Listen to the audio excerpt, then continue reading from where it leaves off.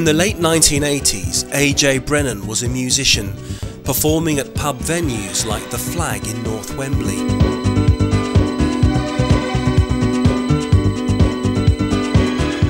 Over the years, his obsession has shrunk into a hobby. But 20 years on, I've caught up with him and given him an unusual musical challenge. I play guitar and keyboards. I've been playing keyboards for the last 20 years and the guitar for around about 10 years. I love you. He's been asked to write and record a brand new song in just 10 hours. His artistic inspiration will be 2 mystery objects that he'll be given on the morning of recording. These mystery objects are waiting for him in the back of his garden. Light that burns twice as bright burns half as long. Ah, I found it. So we've got one of these Newton type things. I can't remember exactly what they do. It's some kind of Newton thermometer, isn't it? It's, and a globe, a beach ball. But I've got nature in mind now. I've got physics on my mind. The effect of the planet orbiting the sun.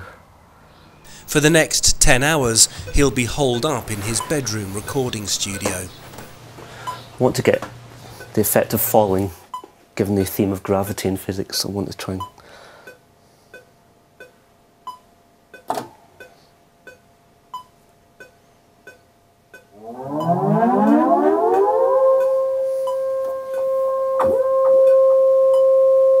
It's an old, genuine 1970s Moog synthesizer which operates purely on electronic circuitry. It's not a single microchip in it, and it gives that old-fashioned analog sound.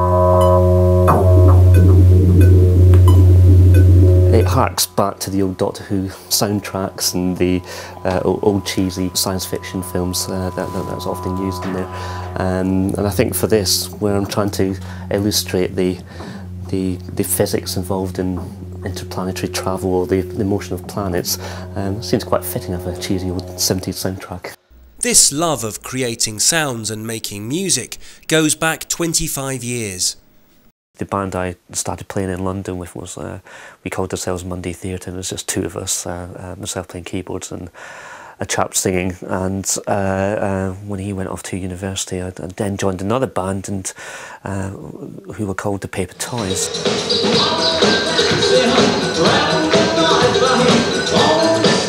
Here is AJ Brennan in action with the Paper Toys at the Marquee Club in London.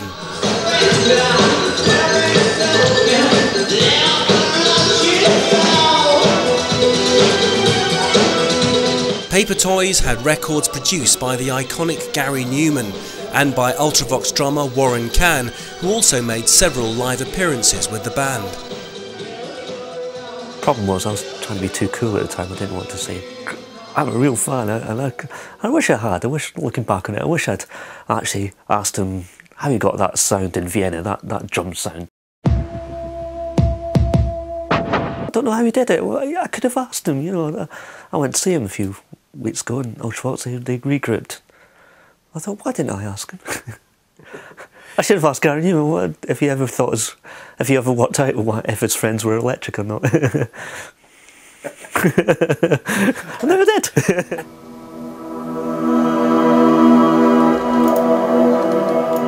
4 hours into the challenge, and AJ Brennan's experimenting with different sounds. This is my recording studio. It's all done on the computer, and this records everything I do with these keyboards and sticks it onto the hard drive of the computer, and we then edit it from there to put an entire song together. Where are we?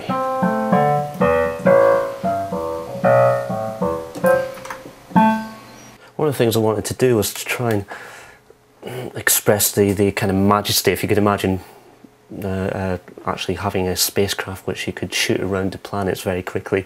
It must be fantastic. Did Tolkien not do this with the planets? I suppose he's I'm trying to reinvent the wheel here.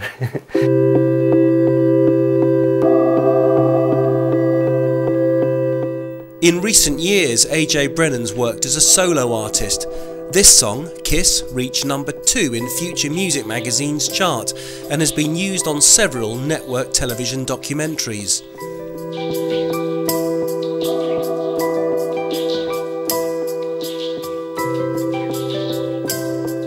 But this was a rare skirmish into the world of music.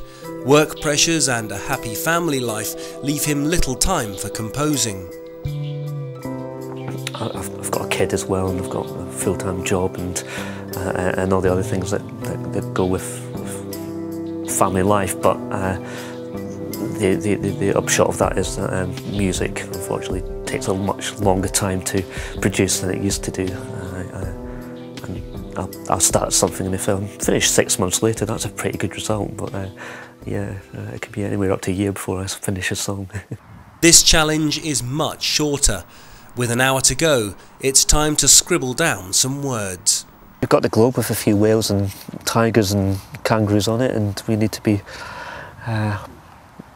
so mindful of the fragility of their existence. So one of the lines that came to mind was the gravity of cosmic attraction and the fragility of ecosystems. If it wasn't for that, would there still be life on Earth? That kind of question. So we've got some words that I'm going to slap down, just like everything else I've done today. At last, the song is ready for completion.